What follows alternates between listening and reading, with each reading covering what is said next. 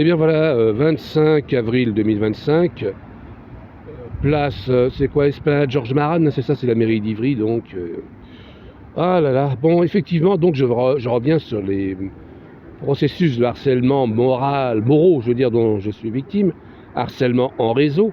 Alors souvent, ce sont aussi des petits... Alors quand ce n'est pas la vidéosurveillance, hein, avec les transports en commun, les magasins et tout, montés sur Internet, ce harcèlement est pratiqué par les petites gens, comme on dit, hein, les petites gens ou les cas sociaux. Hein. Bon, bah, ils ont quand même des responsabilités hein, sur le plan pénal, ils peuvent aller en prison.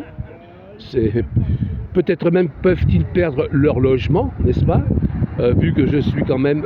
bon, je ne me prends pas pour quelqu'un d'important. Mais enfin bon, je suis un citoyen quand même au-dessus de tout soupçon.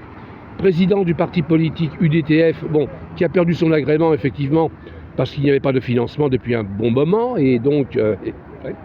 Mais ça reste quand même potentiellement un parti qui peut redémarrer.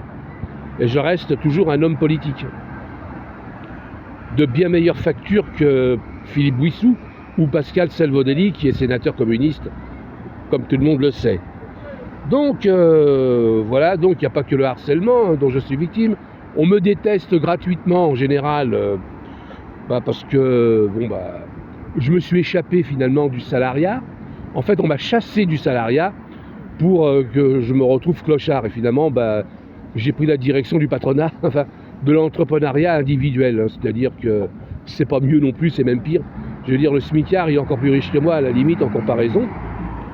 Parce que lui, il a un revenu fixe qui tombe tous les mois. Il a un syndicat voyou comme la CGT qui le protège. Et moi, en revanche, pas de syndicat, rien du tout.